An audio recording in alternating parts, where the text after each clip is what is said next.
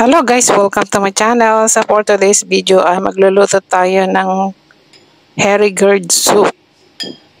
So ayan guys. At itong mga ingredients natin.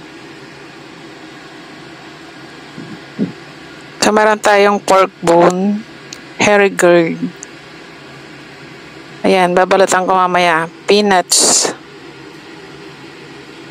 black-eyed beans, brown dates, tangerine peel. At syempre tatanggalin ko mamaya yung nasa loob. So kaya binabad ko na.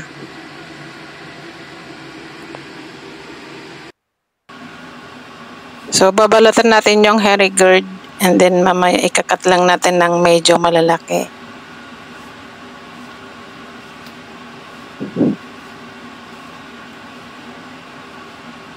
So madaling gawin lang to guys na soup, pero masarap siya. So iboboil natin ng 2 hours. So ikakat lang natin ng malalaki. Ang ginamit ko nga pala dito ay 4. Pwede ring mas madami. Kasi pwede ring kainin yung hairy gourd after ng maboil.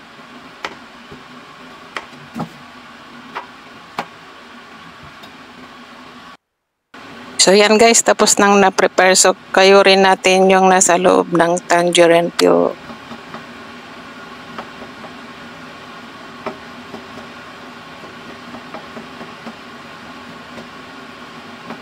Ito yung nagpapabango ng sabaw.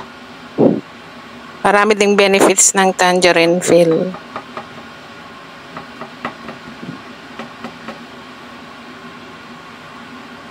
Yan, tatapon natin yan guys, hindi na kailangan. So, ang kailangan lang natin dito talaga ay yung balat.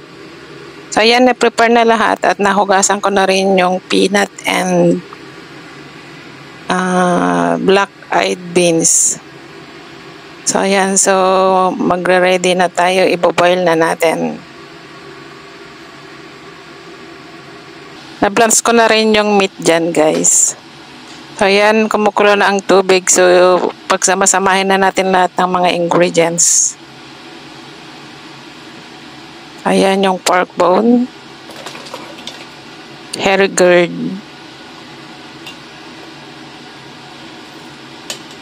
black-eyed beans or white beans, peanuts,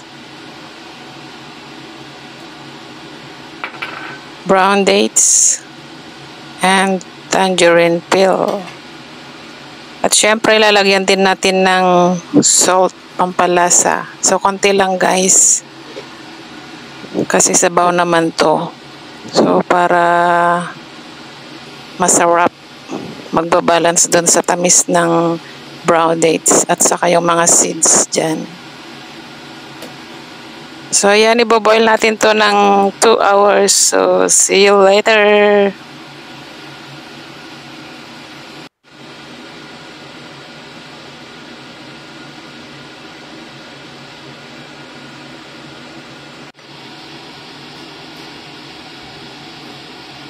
So ayan guys, tapos nang na-boil ng 2 hours. So ganyan ang kalalabasan, magiging puti yung sabaw. At syempre yung mga buto ay magiging malambot. So ayan, serve na natin.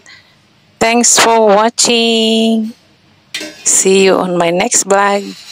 Bye-bye.